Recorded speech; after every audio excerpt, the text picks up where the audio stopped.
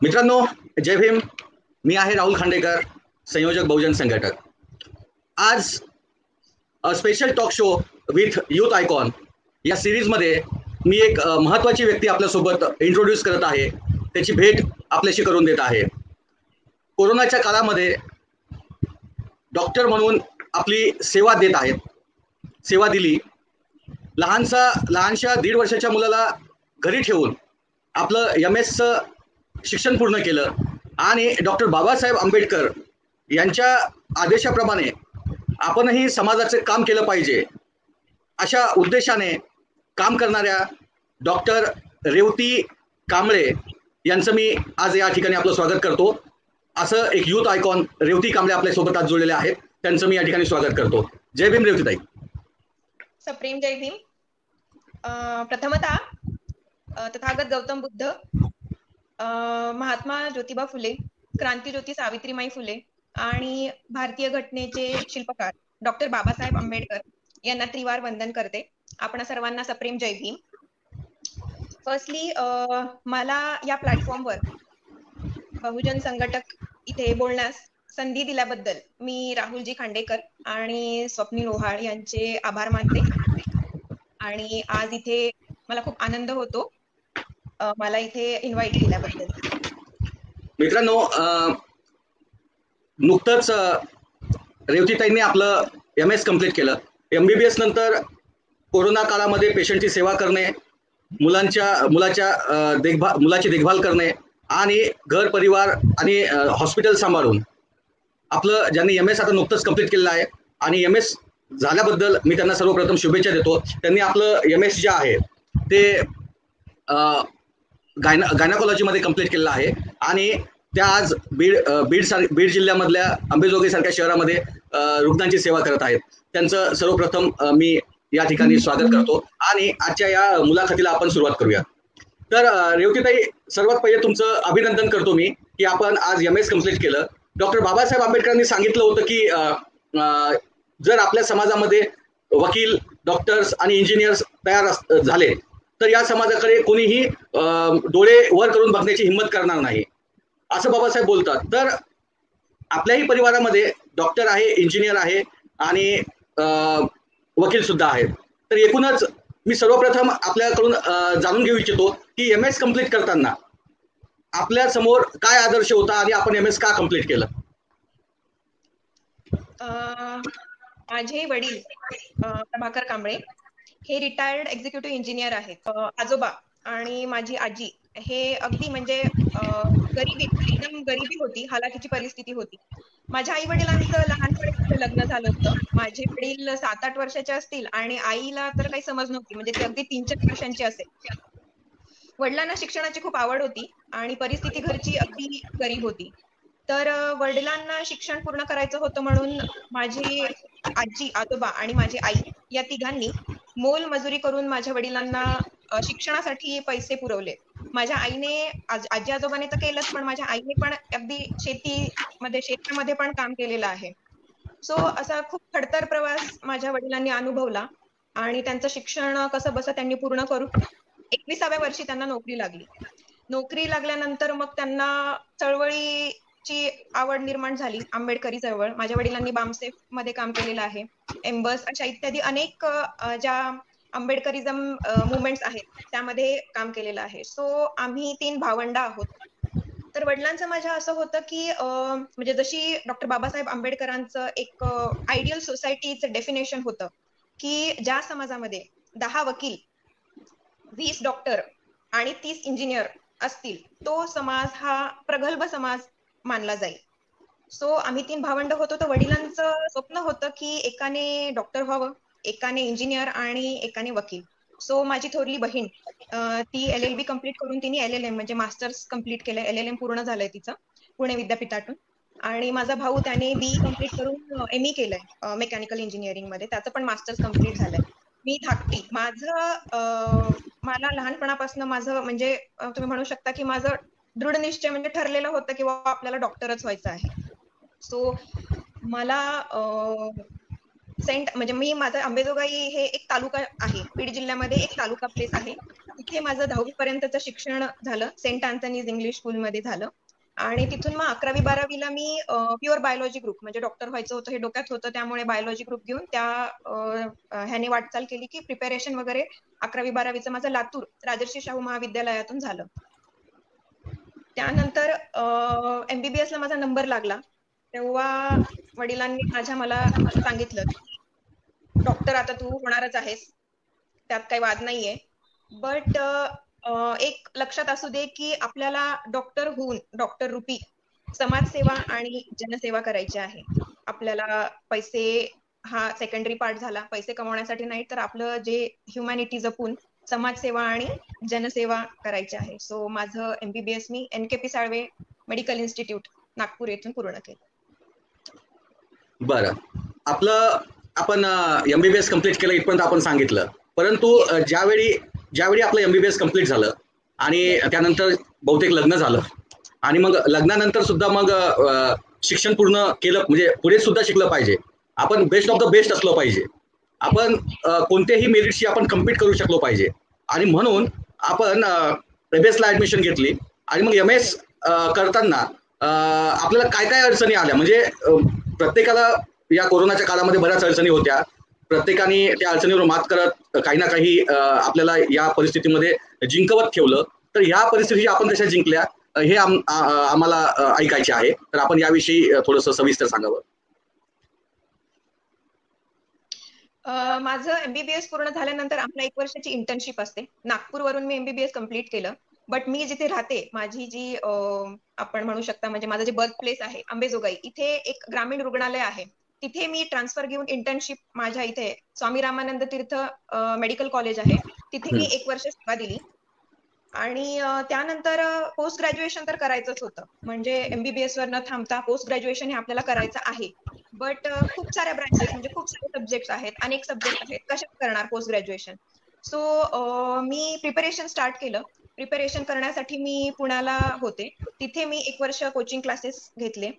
त्यानंतर एक्झामला अपियर केल्यानंतर माझा स्कोर तितका चांगला, म्हणजे क्लिनिकल ब्रांच मिळण्या इतपत नव्हता, मला नॉन क्लिनिकल ब्रांच तेव्हा भेटत होती. बट माझं असं होतं की आपल्याला क्लिनिकल ब्रांच घ्यायची आहे.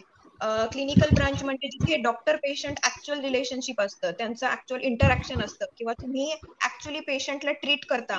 सो मला आय वॉन्टेड टू एक्सपिरियन्स, मला ते अनुभवायचं होतं की दॅट रिलीफ, की तुम्ही एक पेशंटला एक ट्रीट केलंय स्वतः. तर मी त्याच्यानंतर अजून 1 वर्ष प्रिपेअर केलं आणि त्यानंतर एक्झामला अपियर झाले. आणि देन मला असा कॉन्फिडन्स होता की दिस एक्झाम वॉज सॅटिस्फॅक्टरी आणि यात माझं म्हणजे सिलेक्शन होऊन जाईल. त्यानंतर मग माझं असं होतं की जोपर्यंत सिलेक्शन होणार नाही एक्झाम मध्ये, तोपर्यंत लग्नाचा विचार नाही. सो माझी एक्झाम सॅटिस्फॅक्टरी गेली. त्यानंतर माझं लग्न झालं आणि लग्नानंतर 1-2 महिन्यातच माझा रिझल्ट आला.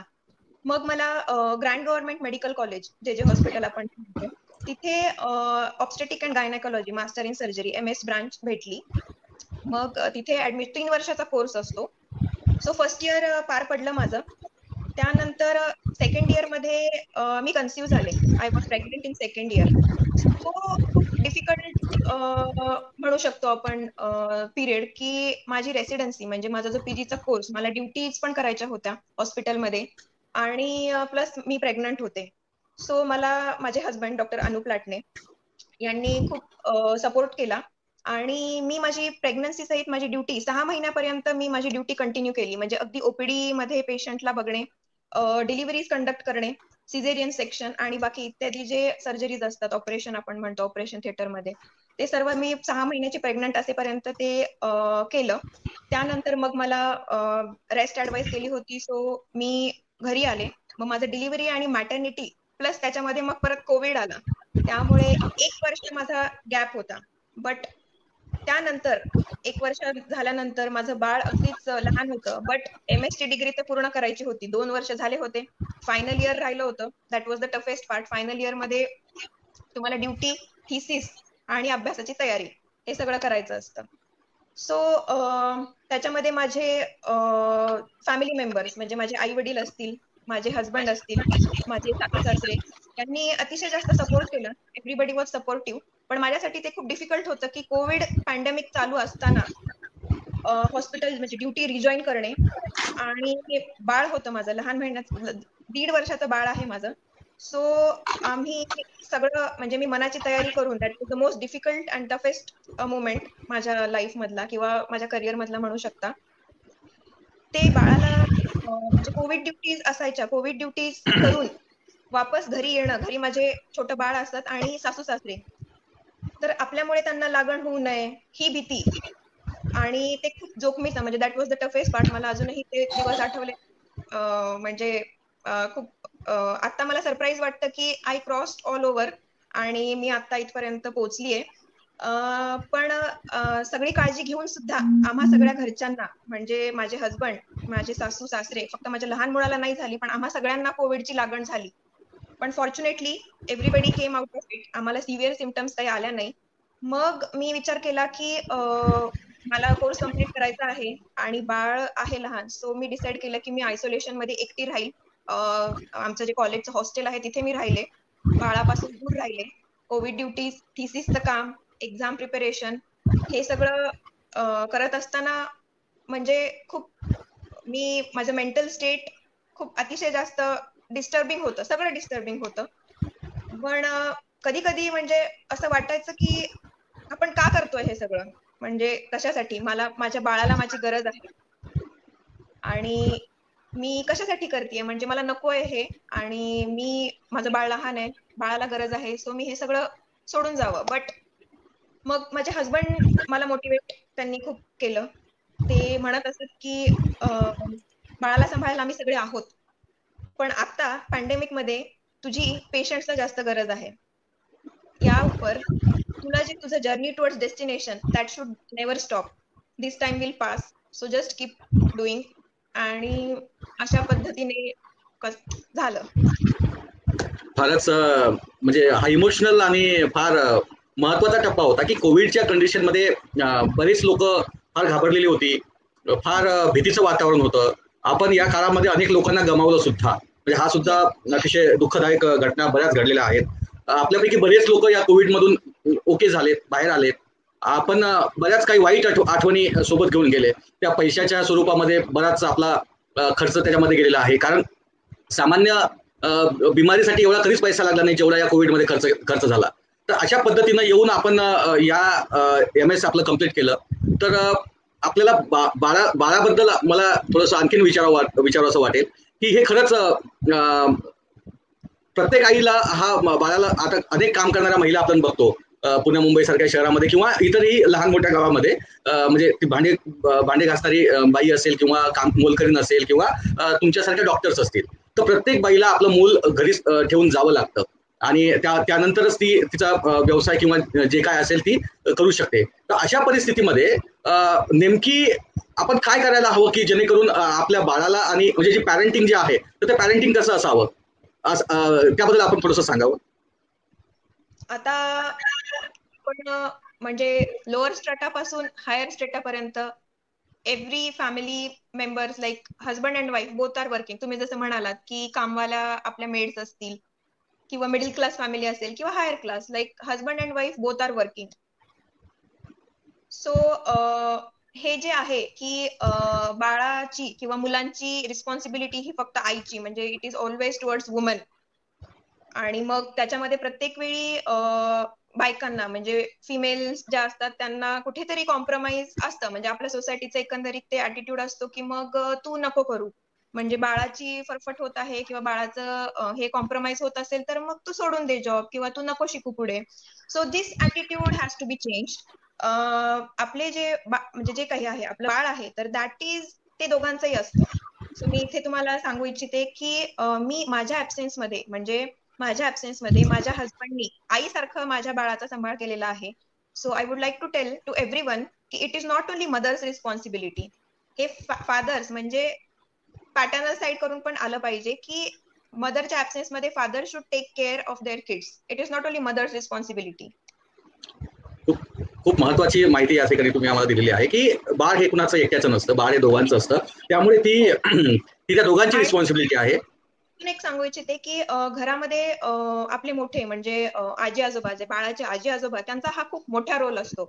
जेव्हा बाळाचे काल we go out to work, आमच्या फील्डमध्ये तर we have no limits of time. आमचं शिफ्ट हे असं नसतं 10 ते 5 आणि घरी आलो असं नसतं. It goes on extending. Patient आला, we have to wait there and सगळं मॅनेज करून then only we get to come home. म्हणजे आमचा फिक्स टायमिंग नसतो घरी येण्याचा की सकाळी गेलो आणि संध्याकाळी आलो. सो जे काही ग्रँड पेरेंट्स आहेत they play a really crucial role like बाळाला सांभाळण्याचा. Plus fathers they should also pay attention to their kids. It is not whole and sole responsibility की मदरचीच की she has to compromise everything for kids. बरोबर. तर आपण खूप महत्वाचा या ठिकाणी संदेश दिलेला आहे की आपण या ठिकाणी सुद्धा बाळ सांभाळताना सुद्धा खूप चांगलं पॅरेंटिंग करू शकतो जर हजबंड त्याच्यामध्ये एक महत्वाचा रोल त्या ठिकाणी प्ले करू शकतो. तर आपण पुढच्या प्रश्नाकडे वळूयात की जे आपण MS केलं, MBBS केलं त्या अगोदर आणि एकूणच आपला शिक्षणाचा प्रवास आपण आम्हाला सांगितला. तर MS करताना ऑफकोर्स तुमचं आडनाव कांबळे आहे. सो तर पूर्ण या प्रवासामध्ये नॉर्मली म्हणजे आपण 10वी पर्यंत एवढा काही त्रास होत नाही किंवा 12वी पर्यंत पण तेवढा त्रास होत नाही, परंतु ज्यावेळी आपण हायर डिग्रीला जातो आणि आपण कम्पीट करायला लागतो या व्यवस्थेशी असेल, यांच्या तथाकथित मेरिटशी असेल, या सगळ्या गोष्टीची आपण ज्यावेळेस कम्पीट करायला लागतो आणि त्यांच्या म्हणजे एकूणच व्यवस्थेच्या बरोबरीला धक्का मारण्याची आपण तयारी ठेवतो, त्यावेळेस आपल्याला तेथील जातीवादाची भेदभावाची आणि एकूणच म्हणजे महिला असण्याची सुद्धा, स्त्री असण्याची सुद्धा, म्हणजे एकूण तिन्ही प्रकारचं डॉमिनेशन करण्याचा तो प्रयत्न होतो. तर याबद्दल तुम्हाला तसा काही अनुभव आहे का किंवा असेल तर आपण ते कसं बाहेर आला त्यातून? मी म्हणजे मला डायरेक्ट असा एक्सपिरियन्स नाही आला, लाईक डिरेक्ट एक्सपिरियन्स नाही आला. बट येस, तुम्ही जसं म्हणालात, तुम्ही जे मेन्शन केलं की कांबळे, हो, म्हणजे मी आज डॉक्टर रेवती आहे. जेव्हा मला म्हणजे मी इंटरॅक्ट करते किंवा बाकी लोकांशी माझा संपर्क येतो तेव्हा म्हणजे लोक विचारताना ते माझी डिग्री किंवा माझं क्वालिफिकेशन किंवा म्हणजे एकूणच तुमच्या क्वालिफिकेशन म्हणजे कांबळेच्या पुढे असलेल्या MBBS MS कडे न बघता कांबळेवरच त्यांचं लक्ष जास्त जातं. येस, हे विचारण्याच्या आधी माझं पद, माझं क्वालिफिकेशन, माझी डिग्री असेल, हे विचारण्याच्या आधी they are more curious to know की आडनाव काय आपलं. तर मग हो, कांबळे. सो ते कुठेतरी एक फील होतं की येस, पीपल स्टील जज, they are curious to know your surname so that they can जज like what caste she belongs to और what religion she belongs to. आणि मग त्या पद्धतीने ते पुढचं इंटरॅक्शन मग कंटिन्यू होतं. बट मी असं म्हणेन की लोकांचा ऍटिट्यूड चेंज होईल की नाही यामध्ये जास्त तुम्ही एनर्जी घालण्यापेक्षा you prepare yourself to improve your dignity. तुम्ही सेल्फ इम्प्रुव्हमेंटवर लक्ष द्या. तुमची डिग्निटी अजून इम्प्रूव्ह कशी होईल त्याच्यावर लक्ष द्या. अल्टिमेटली तुम्ही मोठ्या ह्याच्यावर गेलात तेव्हा लोकांच्या नजरेत येतात. So these things they don't matter असं मला वाटतं. लाईक या मेंटॅलिटीशी किंवा हे जे सोशल सिस्टम आहे त्याच्याशी फाईट करण्याचा एकच हे आहे, वेपन म्हणू शकतो आपण, that is education. Yes, higher बरोबर एज्युकेशन अँड क्वालिटी एज्युकेशन. बरोबर. आपण आपल्याला प्रूव्ह करण्याचा एकच मार्ग आहे, तो म्हणजे आपल्या क्वालिटीज आणि आपण बेस्ट टू बेस्ट देण्याचा प्रयत्न करणे, स्वतःला इम्प्रूव्ह करणे आणि त्यातूनच आपण काहीतरी चांगलं करू शकतो आणि या सगळ्या व्यवस्थेशी आपण कम्पीट करू शकतो, या व्यवस्थेत आपण टिकू शकतो. तर ऑफकोर्स म्हणजे डायरेक्ट जरी हा अनुभव नसला तरी कांबळे म्हटल्यानंतर लोकांना म्हणजे आता तुम्ही सरकारी रुग्णालयामध्ये काम करत असताना लोकांना आपलंसं पण वाटत असेल कांबळे आडनावामुळे, याबद्दल तुमचा कसा अनुभव असेल? हो, म्हणजे सुरुवातीपासूनच माझं आणि माझ्या घरातलं एकंदरीत वातावरण, माझे वडील गरिबीतून पुढे आले, शिक्षण घेतलं, त्यामुळे गरिबीची जाणीव आम्हा सर्वांनाच आहे. त्यामुळे कितीही मोठ्या पदावर गेलो किंवा कितीही शिकलो तरी पण डाऊन टू अर्थ असं माझ्या एकंदरीत सगळ्यांचंच फॅमिलीमध्ये ऑल फॅमिली मेंबर्स आले डाऊन टू अर्थ. सो हॉस्पिटल्समध्ये काम करत असताना पेशंट्स असतील किंवा नॉट ओन्ली माझं नाव जाणून घेतल्यानंतर पण माझे क्लास 4 वर्कर्स म्हणजे मामा असतील मावशी असतील, त्यांच्याशी पण अगदी म्हणजे फ्रेंडली, म्हणजे मामा मावशी. मी फर्स्ट इयरला असताना आम्हाला काम असं असत की खायला पण वेळ, म्हणजे जेवण करायला किंवा नाश्ता चहा या हे करण्याइतपत पण वेळ नसायचा. सतत पेशंट्स आणि ज्युनियर असल्यामुळे कामाचा लोड जास्त असतो. सो ते आम्हाला तिथे म्हणजे त्यांना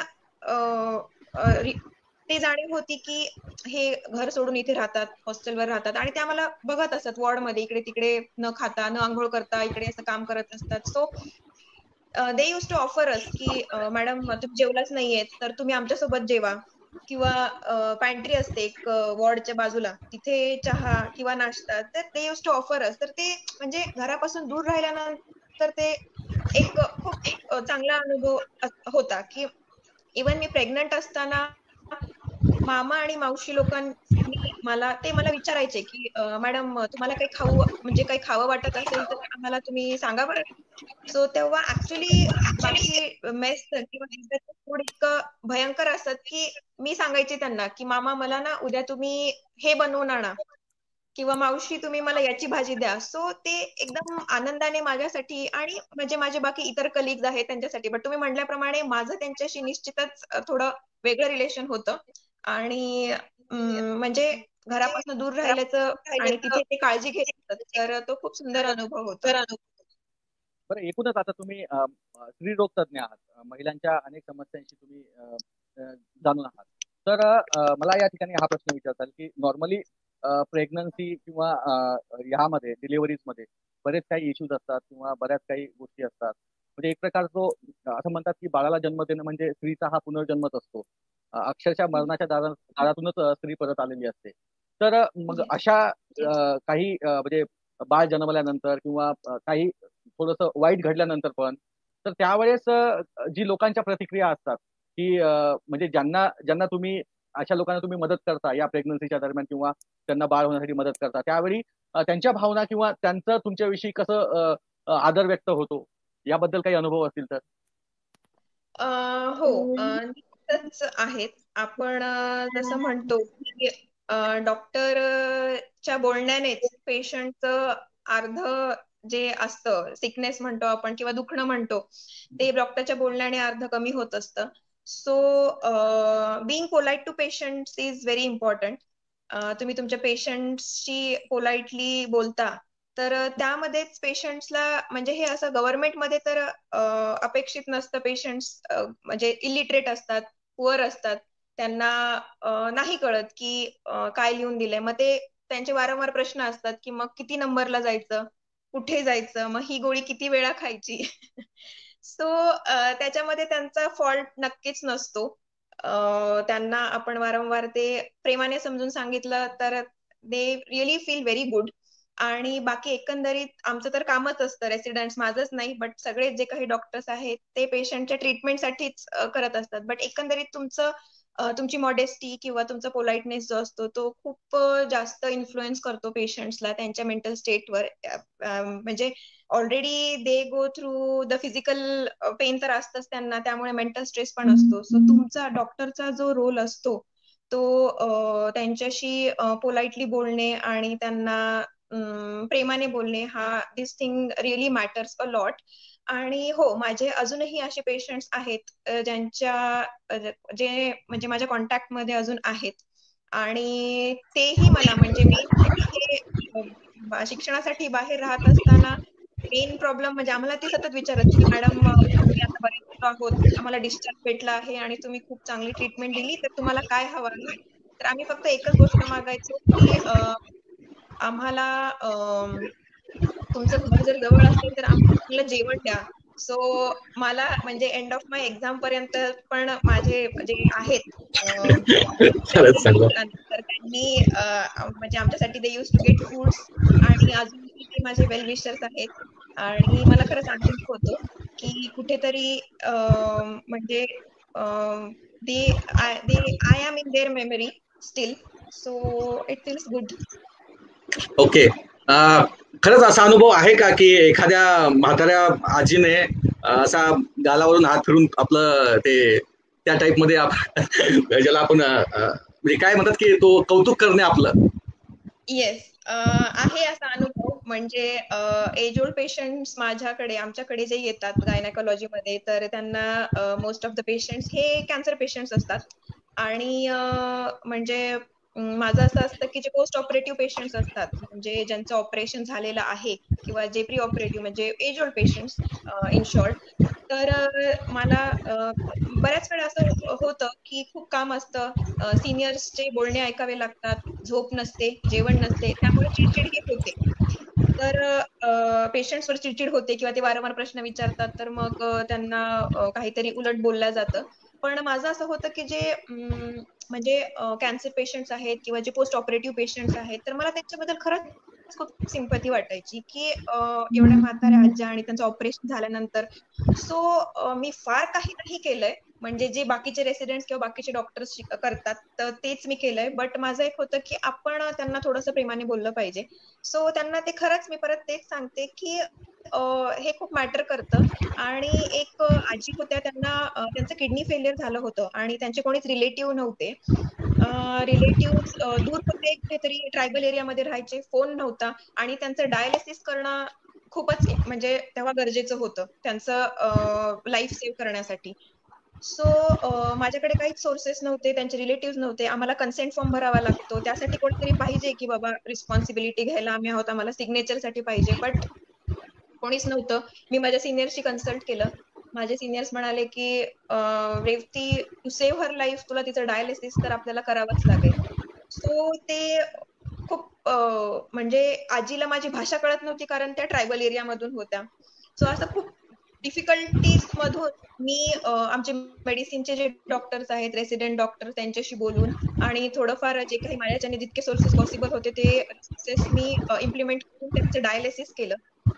त्या आजीचं नंतर ऑपरेशन झालं, त्यांना फिटनेस भेटला. त्या आजी जवळ-जवळ 1.5 ते 2 महिना ऍडमिट होत्या आमच्याकडे. आणि त्यानंतर मग त्यांचा मुलगा आला, फार दिवसांनी आला. त्यांच्याकडे पैसे नव्हते, पैसे जमत नव्हते परत त्याला यायला. मग आजीचं ऑपरेशन झाल्यानंतर ते आले.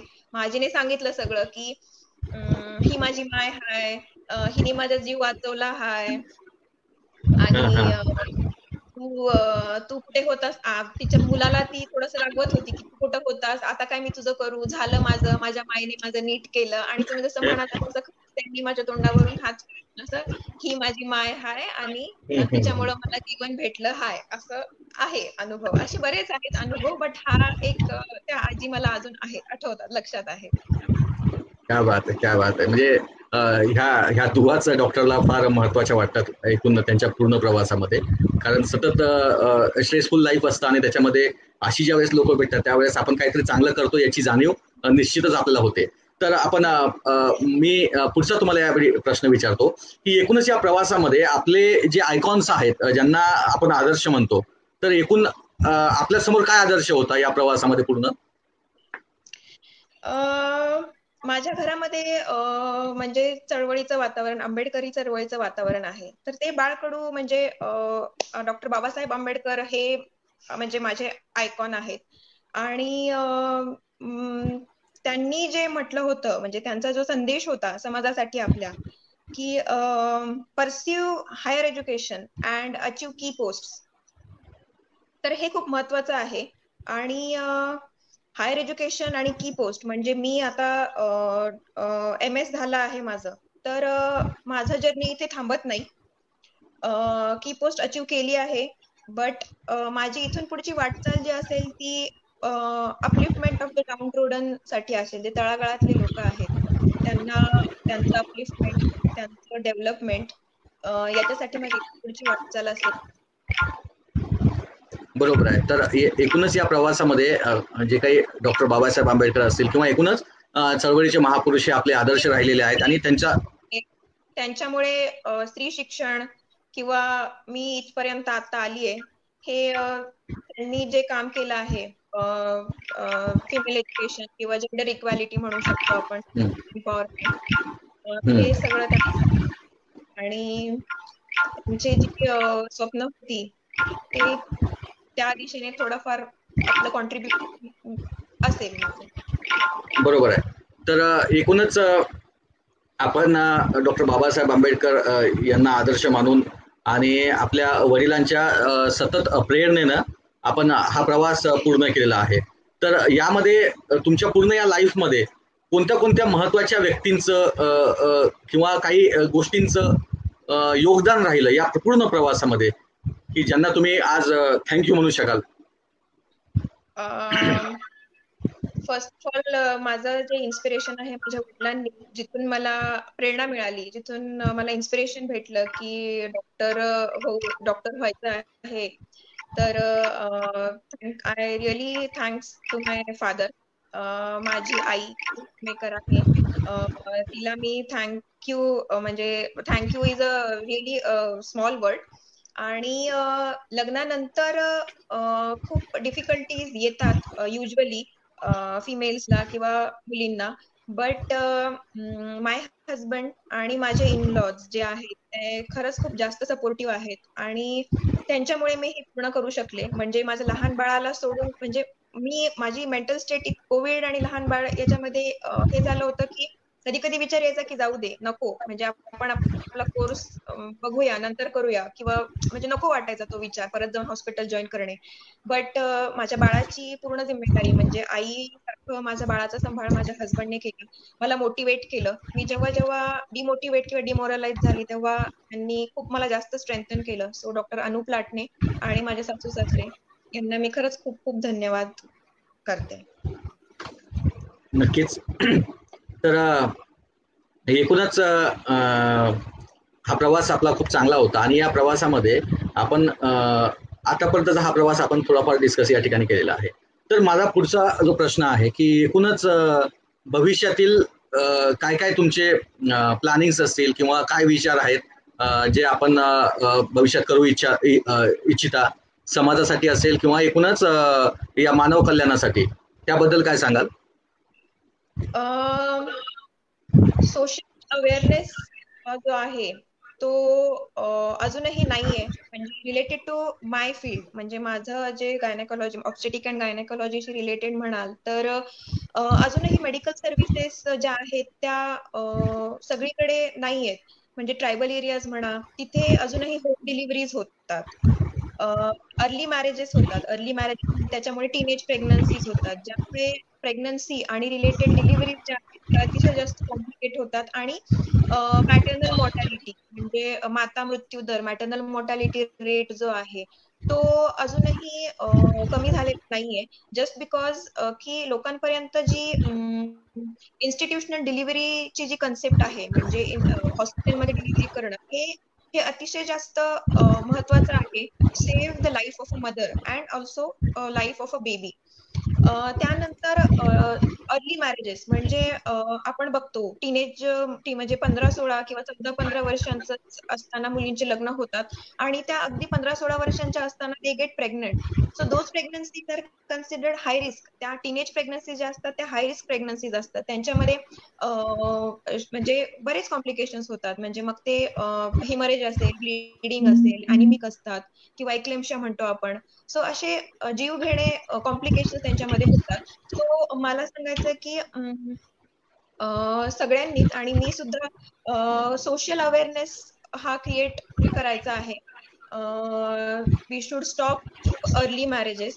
त्यानंतर बर्थ स्पेसिंग म्हणजे यूज ऑफ कॉन्ट्रासेप्शन. तुमच्या दोन्ही मुलांमध्ये अंतर म्हणजे 2 वर्षाचा कमीत कमी अंतर असला पाहिजे. रिपीटेड प्रेग्नन्सीमुळे पण खूप कॉम्प्लिकेशन्स होतात, अॅनिमिक होतात किंवा त्या खूप अशक्त असतात ज्या माता असतात. So for a healthy baby the mother should be healthy. आणि जेंडर इक्वॅलिटी म्हणजे फिमेल इन्फेंटिसाइड आपण बघतो आजकाल डायग्नोस्टिक आणि बाकी सगळं खूप ऍडव्हान्स झालेलं आहे, त्यामुळे सेक्स डिटर्मिनेशन आणि फिमेल इन्फेंटिसाइड अजूनही काही स्टेट्समध्ये होतंय. सो याचं बेस जो मला वाटतो, so that is social awareness which is very important. आणि बाकी प्रेग्नन्सी मध्ये काय काळजी घेतली पाहिजे अँड ऑल दॅट, हे कॅम्पेनिंग सोशल मीडिया थ्रू आणि बाकी जे वेज आहेत त्या थ्रू आपण केलं पाहिजे. नक्कीच. ज्या पद्धतीनं आपण या ठिकाणी आम्हाला सांगितलं की महाराष्ट्रामध्ये नव्हे तर पूर्ण भारतामध्ये महिला म्हणजे महिला माता ज्या आहेत त्या माता सुद्धा कुपोषित आहेत, त्यामुळे बाळ सुद्धा कुपोषित आहेत, कुपोषणाचे खूप मोठे प्रॉब्लेम्स आहेत.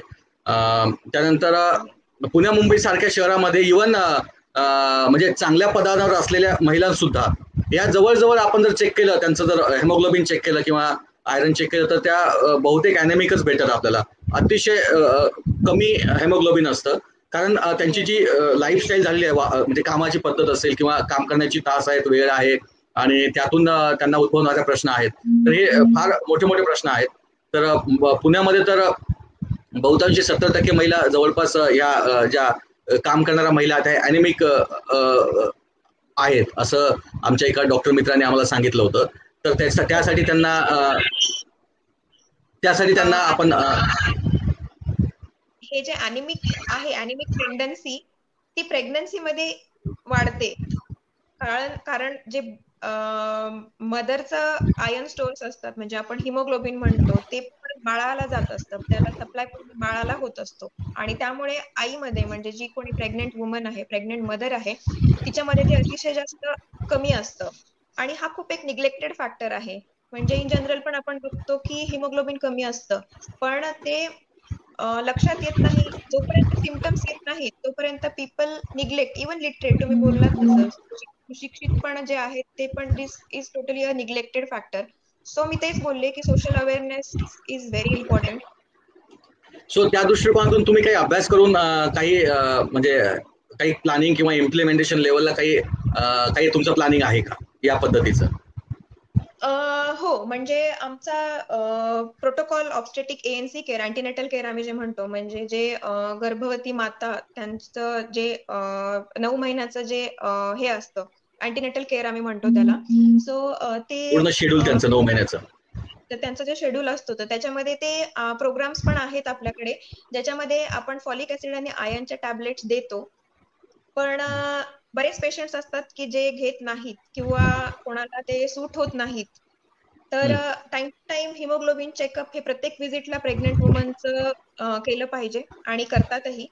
आणि आयर्न टॅबलेट जर कुठल्या पेशंटला किंवा आपण प्रेग्नेंट मदरला म्हणून जर टॅबलेट्स सूट होत नसतील, तर देर आर मेनी अदर फॉर्म्युलेशन्स. म्हणजे तुम्ही ते इंट्राव्हेनस, म्हणजे सलाईनद्वारे पण आयर्न देण्याचं एक हे आहे. कोणाला आयर्न ऍब्सॉर्ब होत नाही, आपल्या स्टमक मध्ये जी डायजेस्टिव्ह सिस्टीम आहे तिथे माल ऍब्सॉर्प्शन असतं, किंवा आपण म्हणतो की पोटामध्ये जंत झाले, त्याला आपण वर्म इन्फेस्टेशन म्हणतो. तर त्यामुळे पण तुम्ही आयर्नचे टॅबलेट्स घेतायत, पण पोटामध्ये जंत असल्यामुळे ते कुठेतरी त्याचं माल ऍब्सॉर्प्शन होत असतं. सो डिवर्मिंग, म्हणजे निर्जंतुकीकरण, डिवर्मिंग आपण म्हणतो, तर तो पण एक प्लॅन असतो तुमच्या अॅनिमिया इरॅडिकेशन प्रोग्राम मध्ये. डायटरी आयर्न तर वेगवेगळ्या फूड आयटम्स मधून येतच तुम्हाला, पण तुम्हाला जर का टॅबलेट्स खाण्याचा काही महिला कंटाळा करतात किंवा त्यांच्या बिझी शेड्यूल मधून त्यांना ते घेणं होत नाही किंवा त्यांना ते सूट होत नाही, सो म्हणजे इंट्राव्हेनस आपण म्हणतो, सलाईनद्वारे पण आपण आयर्न फॉर्म्युलेशन्स हे देऊ शकतो. आणि रेग्युलर हिमोग्लोबिन चेकअप प्रेग्नेंट वुमनचं हे करणं पण तितकंच गरजेचं आहे. नक्कीच. आपण काही म्हणजे डॉक्टर म्हणून काही आम्हाला त्या पण गोष्टी सांगितल्यात की ज्या आपण त्याची काळजी घ्यायला पाहिजे. स्पेशली स्त्रियांच्या संदर्भाने आपण बरंच काही बोललात. फार चांगलं काम आपण करत आहात, आणि असंच काम भविष्यात सुद्धा करत राहावं अशीच आमची इच्छा आहे. या प्रवासामध्ये एकूणच मला म्हणजे आपण शेवटाकडे जातोय कदाचित. मला 1-2-3 प्रश्न माझे बाकी राहिलेले आहेत. तर त्यातला आता महत्वाचा प्रश्न असा की या प्रोसेसमध्ये भविष्यामध्ये एकूणच म्हणजे या डॉक्टर किंवा तत्सम क्षेत्रामध्ये जी आपल्याला अनुसूचित जाती किंवा जमातीची संख्या जी कमी दिसते, तर यासाठी आपल्याला काय करावं लागेल किंवा आपण त्याला कसं वाढवू शकतो, याबद्दल आपलं काही काय मत आहे आणि काय माहिती तुम्ही देऊ शकाल याबद्दल? नक्कीच. मला असं वाटतं की तुम्ही you should be your firm determination. म्हणजे सर्वात आधी तुम्हाला तुमचं डिटर्मिनेशन डिसाईड करायला हवं की तुम्हाला काय करायचंय किंवा तुम्हाला कुठल्या क्षेत्रात आवड आहे. आणि डॉक्टर जर व्हायचं असेल तर you really have to be very hard working. तुमच्यामध्ये पेशन्स असले पाहिजे, कारण हा जो कोर्स आहे तो अतिशय जास्त लेंदी कोर्स आहे. आणि आता नीट जी आहे, म्हणजे नीट PG एंट्रन्स आपण जी म्हणतो, ती ऑल इंडिया लेवलची आहे. So that is very tough, म्हणजे ती टफ एक्झाम मानली जाते. सो तुमचं डिटर्मिनेशन आणि तुमचं पेशन्स प्लस तुमचं हार्डवर्क, या 3 अतिशय जास्त महत्वाच्या आहेत गोष्टी. मेडिकल जे गव्हर्नमेंट मेडिकल कॉलेजेस आहेत म्हणजे प्रायव्हेट मेडिकल कॉलेजेस आहेत ज्यामध्ये अतिशय जास्त फीस म्हणजे तिथे लाईक एकदम जे क्रीम ऑफ द सोसायटी म्हणजे रिच पीपल जे अफोर्ड म्हणजे आपले मिडल क्लास अफोर्ड करू शकत नाहीत. सो आणि getting in to government medical college you have to really score your score should be really good. तर हार्डवर्क आणि अभ्यास परसिस्टन्स हे मेडिकल क्षेत्रामध्ये दॅट इज रिक्वायर्ड. आणि तुम्ही डॉक्टर जरी होत असाल तरी एक मला असं वाटतं की there should be that sense of humanity, sense of social service तुमच्यामध्ये असला पाहिजे. पैसे खूप कमावतात डॉक्टर म्हणून मला डॉक्टर व्हायचंय हे म्हणजे मी चूक म्हणेल. म्हणजे डोंट कीप दॅट ॲटिट्यूड. आपल्याला आपण समाजाचं काहीतरी देणं लागतो, एक सोशल रिस्पॉन्सिबिलिटी आणि आपल्याला काहीतरी समाज कार्य करायचंय हे एक म्हणजे आपला मोटो ठेवून त्या दिशेने वाटचाल करावी.